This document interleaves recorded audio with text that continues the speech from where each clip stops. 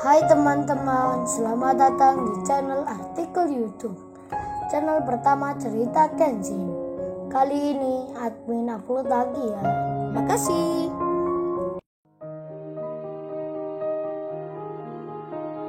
Kisah pemuda kaya, anak bos besar, pemilik 73 perusahaan, yang menjadi cleaning service. Episode 326. Kenshin yang lagi makan di depan Kaori. Kaori yang selalu menunggunya, memperhatikan cowoknya, melihatnya dari dekat. Kenshin itu menikmati makanan, masakan yang dibuatnya. Di tengah hal itu, Kenshin tiba-tiba mengayunkan sendoknya ke arahnya Kaori. Kenshin hendak menyuapkan juga apa yang dimakannya itu.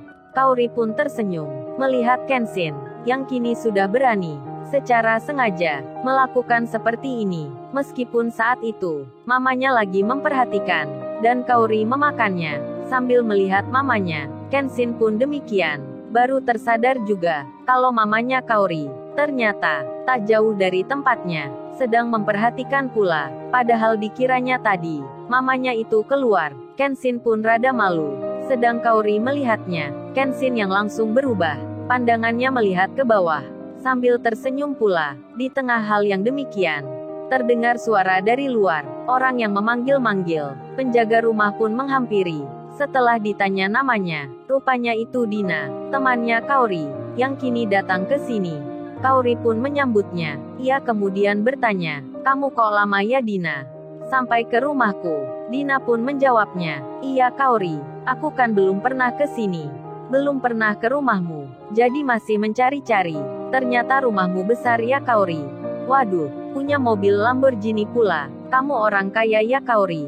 Gitu kok kemarin kamu kerja di perusahaan itu. Aku nggak menyangka nih sebelumnya kalau kamu seperti ini." Kaori pun menjawabnya, "Ah biasa aja Dina, kita ini sama. Kan kemarin Dina, aku kerja di sana. Emang ada tujuannya. Kamu kan udah aku beritahu. Ayo Dina masuk aja dulu. Kita bicara di dalam." Dan mereka pun berjalan. Saat di ruang tamu, Dina melihat seorang pria. Kaori langsung bicara, "Kenalin Dina, ini cowok aku, yang aku ceritakan tadi." Kenshin pun tersenyum melihat temannya Kaori. Kaori pun melanjutkan bicaranya, "Oh ya Sai, ini teman aku yang memberikan info penting itu. Hari ini aku mau mengajaknya ke kantor untuk langsung kerja. Gimana menurut kamu Sai?" Kenshin menjawabnya, "Ya nggak apa Kaori, emang harus gitu, kan tadi udah aku bilang." Lalu Kenshin bicara ke Dina, "Makasih ya Mbak udah membantu Kaori, membantu perusahaan kami." Dina pun menjawabnya, "Oh nggak apa Mas, sama-sama. Saya juga senang melakukan itu." Kemudian Kaori pun bilang, "Saya ini temanku, lo nggak percaya kalau aku bilang pekerjaanmu ini cleaning service?" Kenshin pun tersenyum. Di saat itu, handphone lamanya berdering, hingga terdengar suara tit-tit-tit, tit-tit-tit-tit, tit-tit-tit, tit-tit-tit-tit. Kenshin mengangkatnya. Dilihat nama adiknya, Kenshin pun menjawabnya. Di waktu itu, temannya Kaori melihat handphone yang dipegang cowoknya Kaori. Sudah nampak tua usianya, seperti handphone jadul. Dina itu merasa aneh akan hal yang seperti itu. Kaori pun demikian. Ia juga tak menyangka kalau handphone lama itu dibawa pula ke luar negeri. Bahkan saat ini, ditaruh di sakunya, hingga berbunyi lagi, sedang dipakai Kenshin. Lalu terdengar Kenshin bicara, "Oh ya Nita, kamu mampir aja nggak apa? Kakak tunggu di sini ya. Kamu tahu kan alamat rumahnya?" Nita pun menjawabnya, "Iya kak, aku udah tahu. Mungkin 10 menit lagi, aku akan sampai di situ kak." Dan Kenshin mengiyakan. Saat menutup pembicaraan itu, handphone lama yang lagi dipegangnya tiba-tiba saja terlepas, hingga langsung jatuh ke lantai. Seketika itu juga, bagian-bagiannya terpisah. Baterai dan tutupnya saling berhamburan. Layarnya sedikit rada retak, hingga handphone itu kondisinya langsung mati.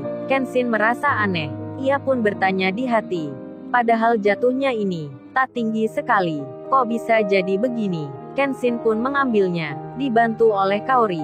Begitu pula Dina temannya, yang mengambilkan baterai itu. Kaori pun berkata, "Say, handphone kamu ini kayaknya udah rusak nih, sampai terpisah-pisah gini." Kenshin menjawabnya, "Iya Kaori, padahal handphone ini Sudah sering terjatuh, tapi nggak sampai seperti ini. Kenshin pun lalu bilang, apa mungkin ya Kaori, ada hal yang nggak baik. Mungkin saja ini pertanda tentang adanya kejadian. Entah apa itu. Kaori menyahutnya. Nggak ada apa-apa Sai. Mungkin perasaanmu saja. Kamu yang kurang tidur. Kenshin lalu bilang, oh ya Kaori, sebentar lagi, aku kan melamar kamu. Aku benar-benar sayang kamu Kaori. Jadi nanti, semisal ada hal apapun, seperti yang kamu lihat saat di waktu kemarin, kamu jangan langsung marah ya. Kaori pun menjawabnya, nggak Sai, aku udah belajar dari situ. Aku nggak mau mengulanginya lagi. Aku juga sayang kamu. Kenshin menjawabnya, ya udah kalau kamu udah mengerti. Habis ini aku pulang ya. Adikku Nita akan ke sini. Karena kebetulan lewat jalan yang sama. Jadi sekalian aja, aku suruh dia ke rumahmu. Kaori menjawabnya, kok pulang sih Sai? Entar aja apa nggak bisa? Kenshin menyahutnya, kan aku di sini. Udah dari kemarin Kaori. Mamaku tadi tanya-tanya, katanya nggak boleh lama-lama. Aku di rumahmu, kan kita belum menikah Kaori. Mama sampai marah. Waktu aku cerita, yang ketiduran di sini, malah mama minta, kalau gitu, cepet-cepet aku disuruh untuk melamar kamu. Hahaha. Kenshin tertawa. Kaori pun sama. Temannya Dina melihatnya. Ia pun mendengarnya. Kaori yang lagi asmara dengan cowoknya. Tak lama kemudian, setelah 10 menit berjalan, Nita adiknya Kenshin tiba. Nita yang mengendarai mobil sendiri berhenti di depan pagar. Lalu Kaori keluar. Kenshin pun demikian. Nita disambut dengan hangat. Kaori itu berkata, aduh adik kakak ini, makin cantik aja. Sambil Kaori itu, cipika-cipiki, dengan adiknya Kenshin. Nita pun menjawabnya, ah kakak bisa aja. Kak Kaori ini, malah lebih cantik. Ini buktinya Kak Kenshin. Gak pulang-pulang, senang tinggal di sini.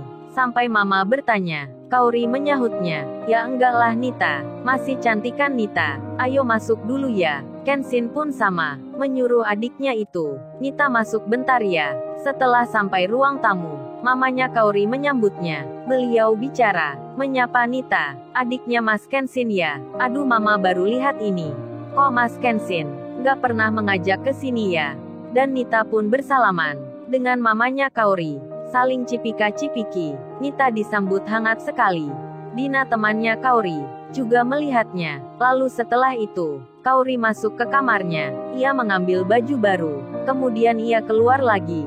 Kaori bicara ke adiknya Kenshin. Ini ya Nita kakak belikan untuk kamu. Ini baju dari London. Sewaktu kemarin kakak di sana, udah lama baju ini disimpan. Kakak belum sempat berikan. Nah ini baru ada kesempatan. Jadi sekalian aja ya, kayaknya ini cantik untuk kamu. Nita pun menerimanya. Dengan senang ia bilang, makasih ya Kak Kaori. Masih ingat Nita, dibawain hadiah ini. Gak seperti Kak Kenshin. Meski di luar negeri, jarang sekali beliin Nita baju yang seperti ini. Kenshin menjawabnya, kan kakak ini cowok Nita. Masa harus pilih baju wanita? Kan lucu kalau dilihat orang. Hahaha. Kenshin tertawa. Dan beberapa saat kemudian, setelah berbicara sebentar, Kenshin pun pulang bersama adiknya. Kaori pun demikian. Ia keluar menuju tempat kerjanya bersama Dina temannya. Kaori itu mengajaknya mengenalkan perusahaan yang akan ditempati Dina untuk kerja nanti di lain tempat, di kantor polisi. Konferensi pers pun digelar. Yudis dan ayahnya, serta Wendy dan anak buahnya.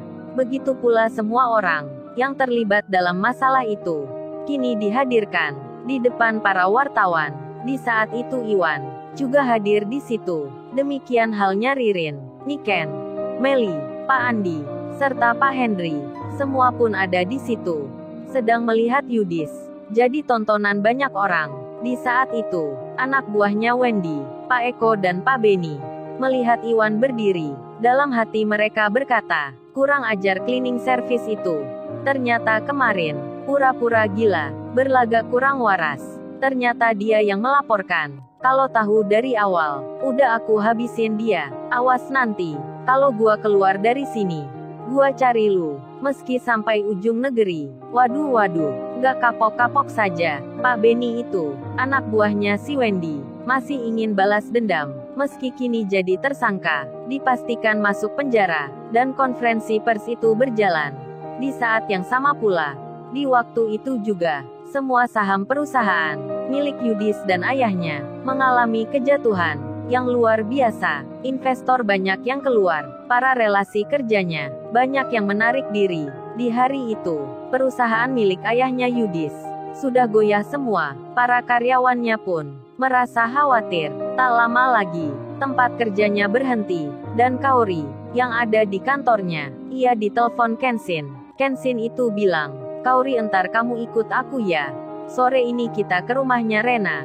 Aku baru dapat kabar, ayahnya Rena nggak ada." Dan Kaori langsung mengiyakan. Dan firasat Kenshin akan jatuhnya handphone telah terjadi sekarang.